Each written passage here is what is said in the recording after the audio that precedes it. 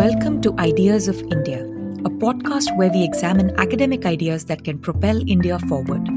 My name is Shruti Rajagopalan, and this is the last episode in our special Young Scholars series, where I speak with doctoral and postdoctoral candidates entering the academic job market about their newly minted research on Indian political economy. The sixth and last scholar in our Young Scholar series is Kunal Mangal. He's a Ph.D. candidate in public policy at Harvard University, and he specializes in labor markets in developing countries. I spoke with Kunal about his paper titled Chasing Government Jobs: How Aggregate Labor Supply Responds to Public Sector Hiring Policy in India. For the paper and his other research, and for a full transcript of this conversation, click on the link in the show notes or visit discoursemagazine.com.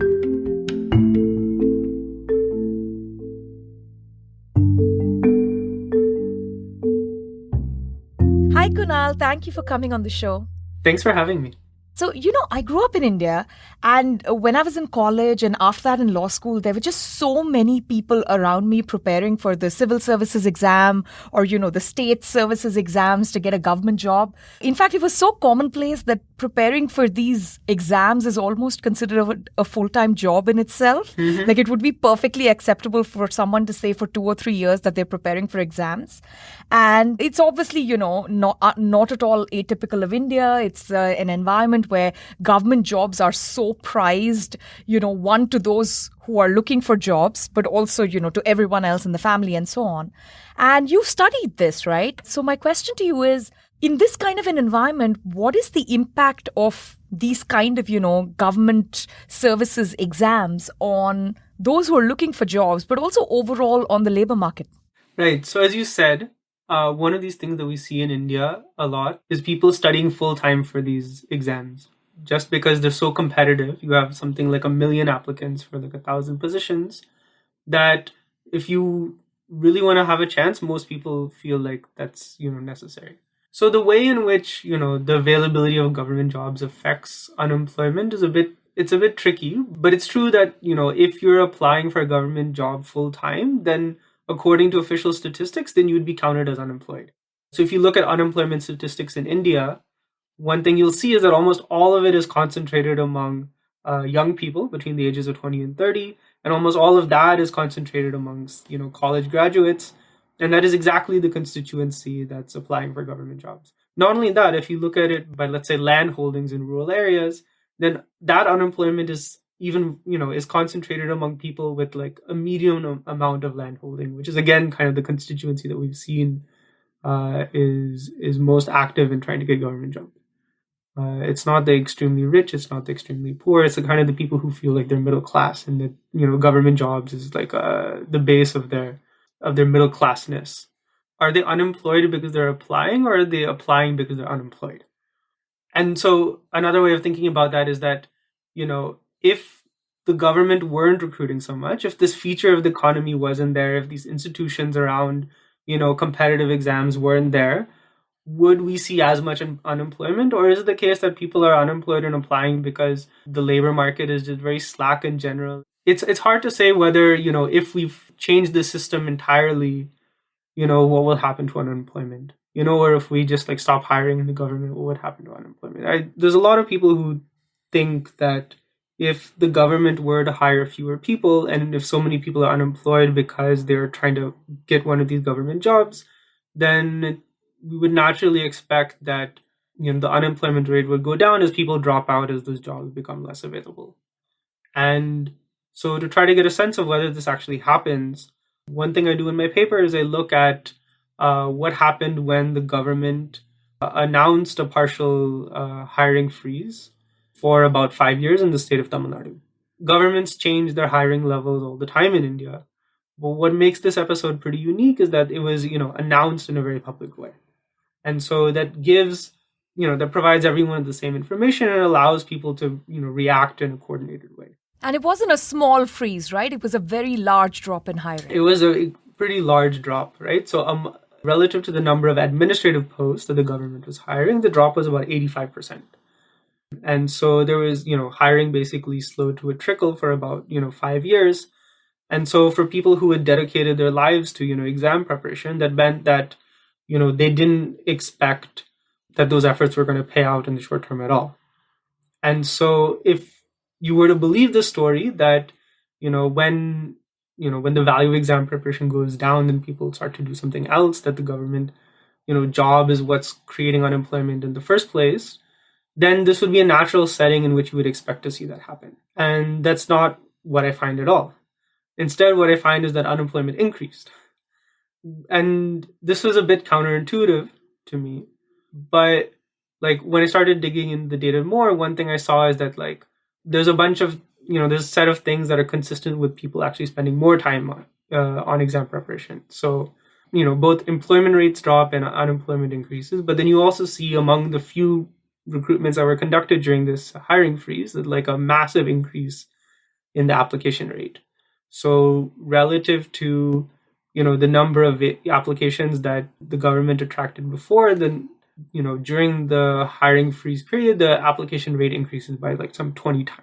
So basically, it's not really a question of, from the government side of are they hiring too many people or too few people. It's more a question, as you point out, that these jobs are so valuable. They are so prized compared to other jobs available for these graduates in the market that instead of dropping out of the labor force when it's hard to get one of these jobs, they actually double down, right, in a sense, and they work really hard to get these jobs and they actually exacerbate the unemployment problem that is going on in the economy. Is that an accurate summation of the mechanics of what's going on there? Exactly. I think that's exactly it. And so you can imagine a situation in which somebody, a typical person who's applying for one of these jobs, they see their outside option as something like, returning to the family farm or, working in their family business, right? And so if they, stop studying and start working there, then the value of that is more or less fixed in their mind. It's not really going anywhere. But even if getting one of these government jobs is really hard, and it gets harder because of the drop in vacancies, the fact that studying pays these large dividends means that it's worth gambling on really small probabilities. And even more, if you believe that, and if your efforts like keep paying out as you keep on working, then it's like worth continuing. Which is to say that like you can imagine a world in which after you study 100 hours, no matter how much you study, you're never going to, get any better. In which case, then, the logic of dropping out starts to make more sense.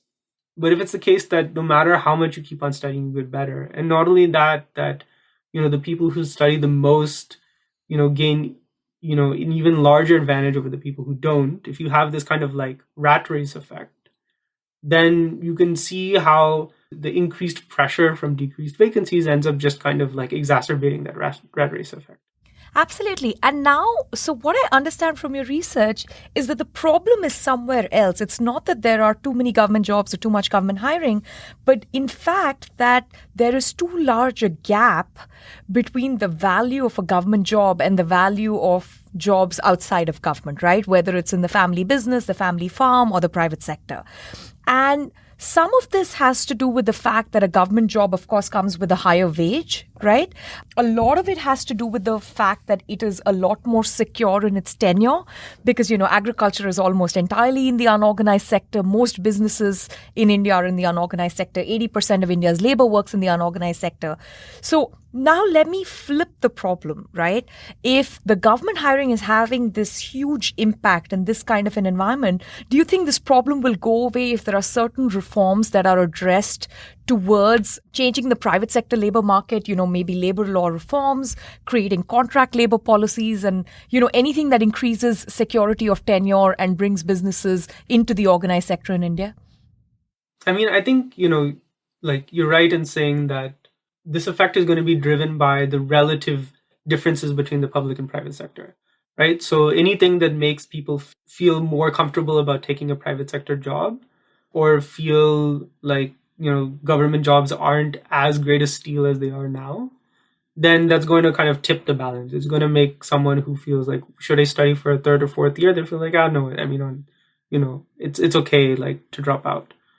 At the same time, though, some of what I've seen in my fieldwork is that preparing for a government job is almost a form of voting none of the above on the private sector, which is to say that there's a large number of people who went to some college and they, went through the campus placement, regimen, and they got a job, and they were, they found that environment so abusive and so unfulfilling, and so, they felt so stuck and undervalued and, worthless, that, they felt like the only way of like making something of themselves and like providing some sense of upward mobility for their family is to try to get a government job.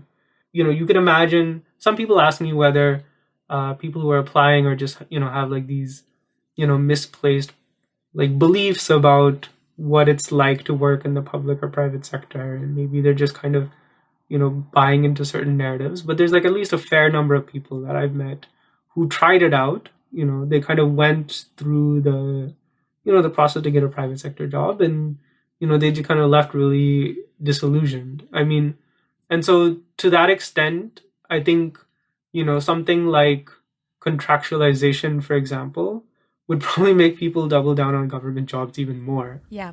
On the other hand, I don't think this phenomenon is entirely due to just the relative values, right? So like going back to like that, the logic I was describing before about how, if you're to double down, then that doubling down has to matter, right? Meaning like the extra effort you're putting, should lead to, extra returns, in terms of like likelihood of getting a government job.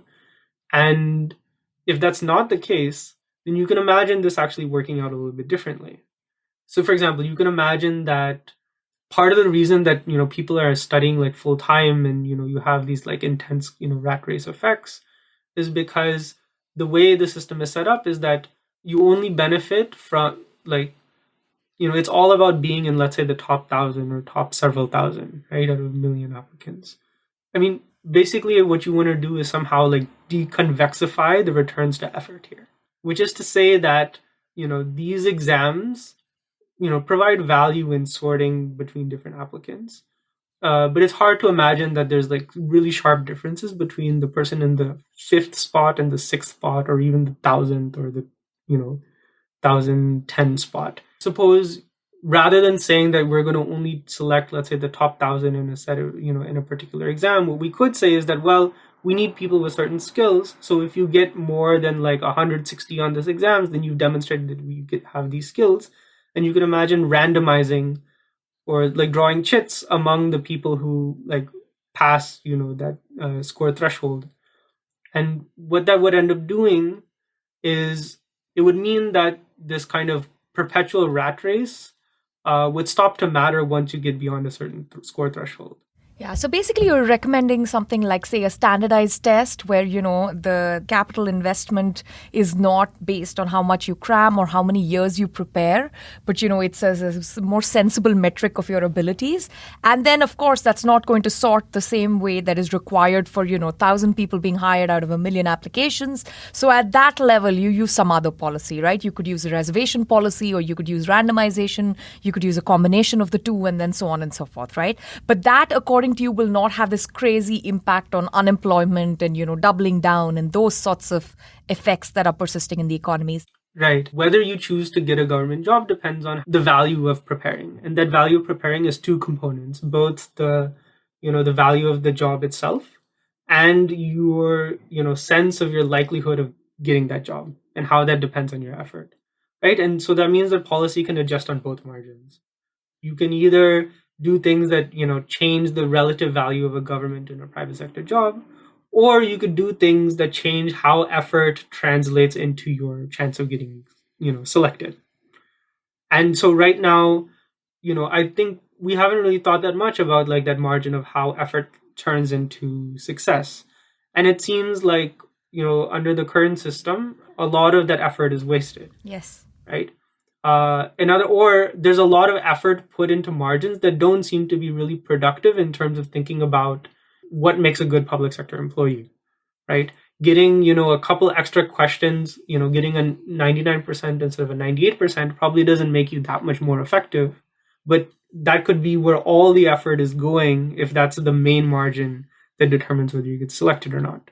And you also see this in the demands in a slightly different area in the market, which is for reservation of jobs and reservation policy, right? This effect that you just explained, that's exactly what is driving even, erstwhile, say, upper castes, landowning castes to now say they want reservations in jobs because agriculture becomes so unproductive and it is just so darn hard for anyone other than the very elite in some sense or the very, very well prepared to get one of these government jobs. So you see a push which is kind of proving your theory from a completely different direction, which is caste reservation.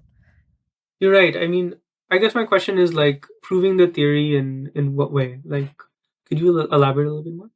Well, technically, if the really big problem was backwardness, right? Or rather, erstwhile backward castes who didn't have access to education and things like that. That was the big barrier to entry in terms of cracking these services exams. And the original goal was there needs to be reservation for those groups, right? Mm-hmm. Now, even groups that did not have that kind of historical disadvantage, who are landowning, whose parents are technically privileged, right? Who did have access to schooling, who can crack these exams are now not able to crack them because it's literally like, a million to one or 100,000 to one ratio of getting in. So now there is newer and newer groups who try and play disadvantage on different margins so that they can get into the reserved category so that it becomes slightly easier on the margin to get one of these jobs. Right. I see what you're saying. And Tamil Nadu already has some of the highest reservations in government. Yeah. If you look at among the people who are applying for like administrative posts, right, there is some sort of reservation category that applies to almost everybody who applies, right? Which is to say, not as, So in a sense, people who don't have the reservation benefit don't even try because they know they literally have no chance of getting in. Well, they're also like Tamil Nadu is a little bit different compared to North India because the non-reserved groups are just a very small share of the population also. Yes. Right. So, so much so that in the like official categorization they're called like there's all these different reserved groups, and then in Tamil Nadu the rest are called others. Or even Andhra Pradesh and Telangana, where there's a huge push for reservation, but they're not yet at the same levels as Tamil Nadu. Right. And you do see that in Maharashtra now. You have the Marathas who are asking for reservations. In Gujarat, you have the Patidars. Right. In Andhra Pradesh, you have the Kapus. They're all landowning caste, right? So the irony of a lot of these pushes is that there's like analysis that tends to show that you actually don't get that many more seats when you're reserved. Exactly. Right? Just because you end up occupying a lot of the general seats to begin with. Right? So, for example, the Modi government announced this, economically weaker section reservation. 103rd Amendment. It covers 85% of the population. It covers almost everybody, almost everyone who would have, gotten the job anyway is like covered by it, right? So, so there's one sense in which it seems like, some of that work, some of that protesting is either symbolic or people, don't quite realize how little, I guess, it would, change their chances of getting a job. The other thing I would say is that I think part of what's going on there is that this is one thing that people who are studying for jobs now tell me, is that their parents don't realize how much harder it's gotten. Absolutely. The demographic is out of whack, right, compared to when their parents were looking for a job in the job market. Exactly. So when their parents were applying, college completion rates were probably half of what they are now. And, bureaucratization rates haven't kept up, right? So it's not the case that we've expanded our bureaucracy to meet the growing size of our population. And so what that means is that, as you were saying, it's just gotten like that much more competitive. And so, but it doesn't mean that there's been, a concomitant change, and like people have still held on to this idea of of a permanent job as like the archetype of proper employment, to the point that like it varies across state. But if you go to Bihar, if somebody has a job that doesn't have permanent tenure, they call themselves berozgar. They call themselves unemployed. Yeah. And I asked them, I'm like, you've been employed for the past 30 years. I mean, you've like been doing work, you've been earning a wage and taking care of your family. But they're like, yeah, that's not a real job. Aaj hai, kal nahi. You have it today, you don't have it tomorrow. So it's clearly the uncertainty in the unorganized part of the economy which drives so much of this, government job as an aspiration sort of thing. Now, I want to go in a slightly different direction.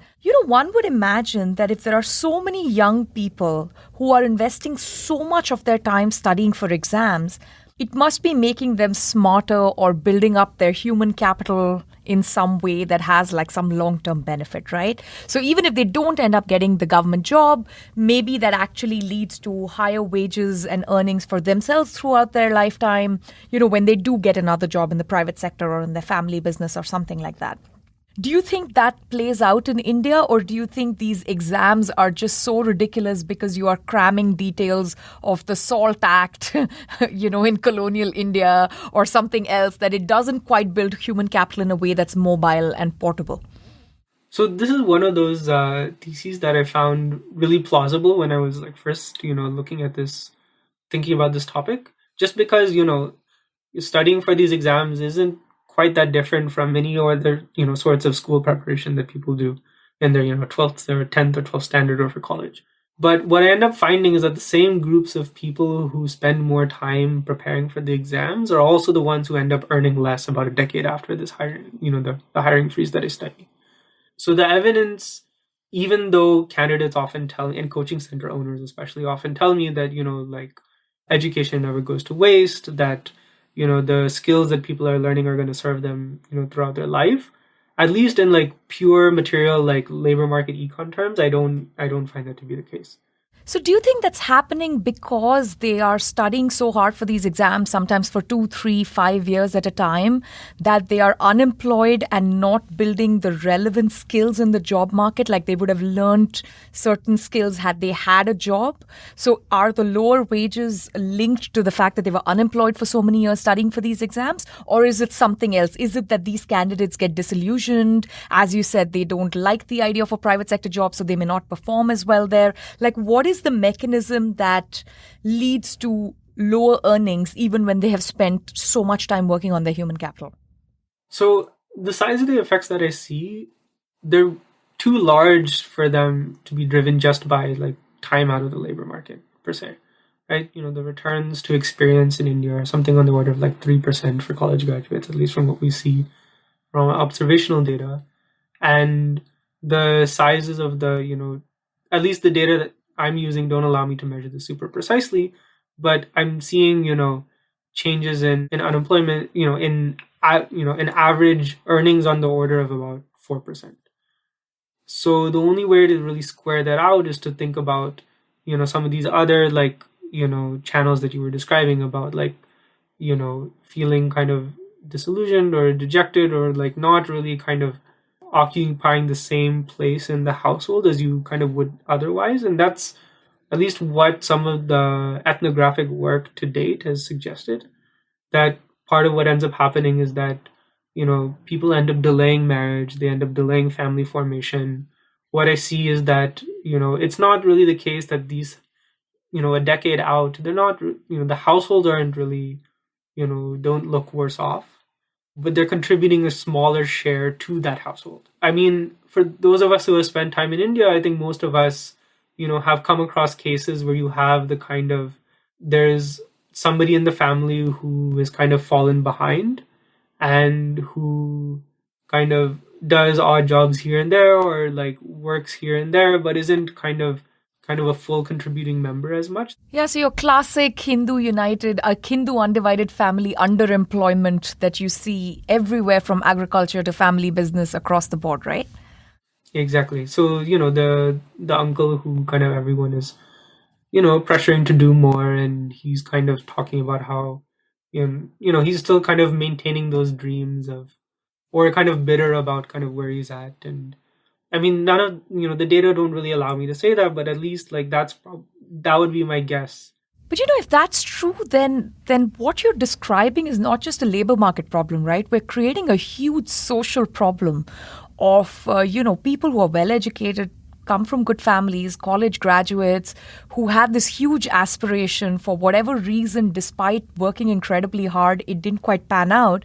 And then it has this outsized effect on the rest of their life, on their contribution to the family, on who they marry, how many children they have, their mobility, both like geographical mobility, upward social mobility. So it has this huge social, impact much larger than what the numbers would suggest in unemployment. I think that's right. I mean, one thing that like there are a number of candidate candidate advocacy groups and people who advocate for people who are applying for government jobs. And there are different groups in different states. And, one thing that they've started to talk about is, mental health issues in this community and like the need to take care of that. I don't think that these social issues are, unique to this community. I think it's dangerous if a lot of people start to believe that their only hope of contributing to society is, to make it past this, this cutoff. Otherwise, their value, their contribution is nothing. Absolutely. What are some of the other projects you're working on? I guess I'm pushing on two different fronts. One, I'm trying to kind of learn more about this really opaque institution. One project is trying to look at, for example, gender gaps that we see among, in selection outcomes. One thing that puzzles me is that girls are, or like gender gaps in education have closed a lot, right, in the past, 50 years. And women tend to perform just as well as men in, their secondary schooling. And yet we see the need for reservations for women kind of across the board for government jobs in most states. And it seems to be the case that without those reservations, you wouldn't actually have that many women.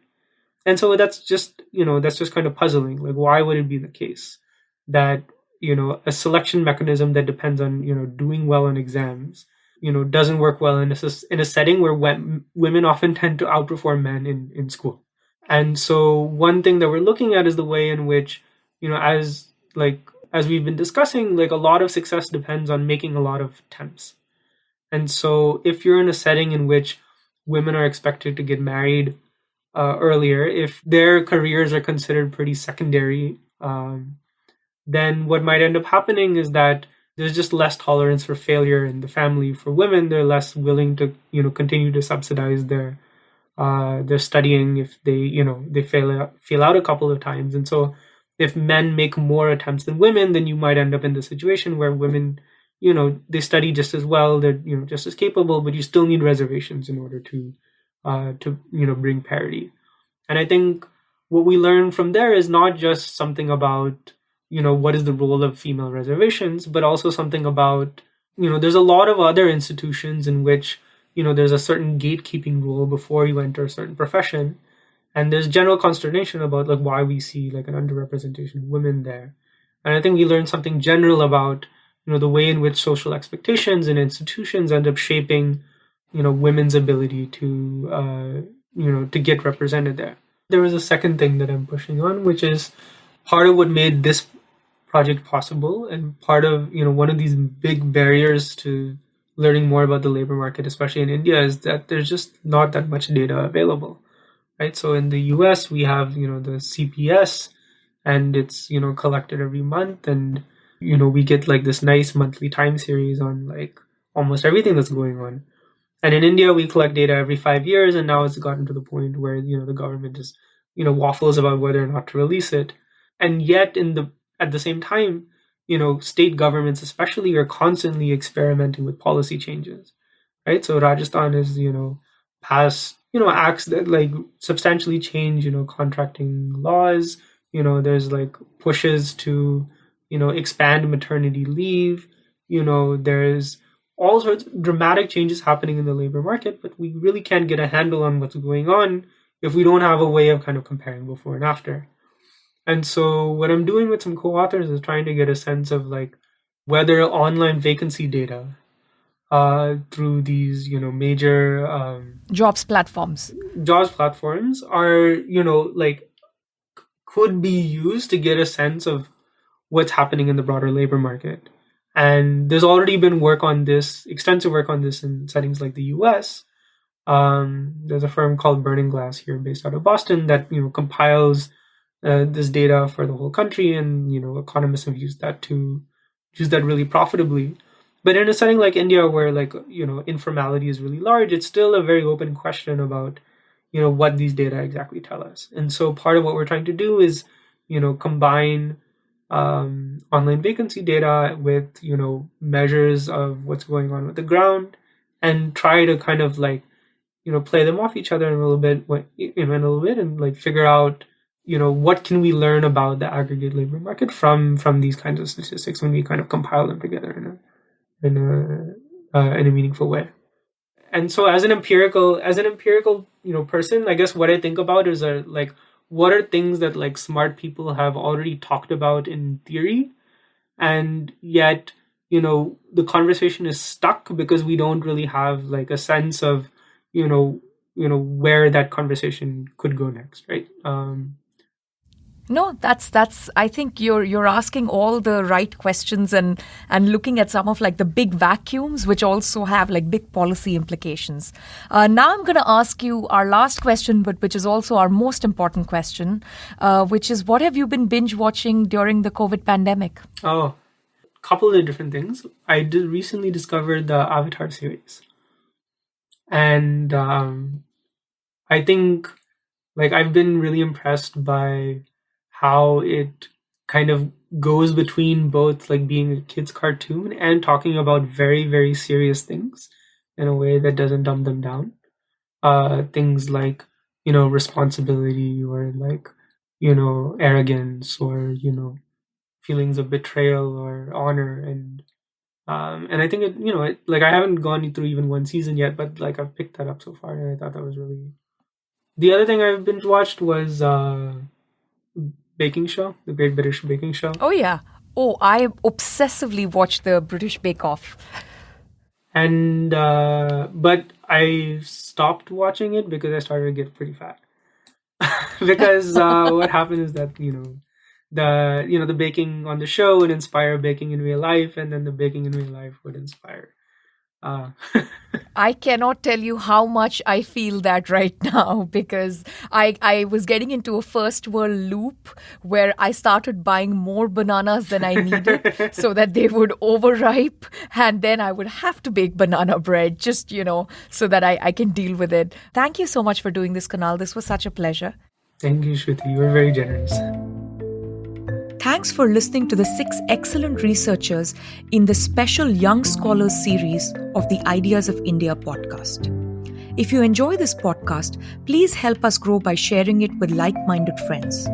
You can connect with me on Twitter at @SRajagopalan. We will be back to our regular podcast schedule in 2 weeks, joined by Arvind Panagaria on free trade.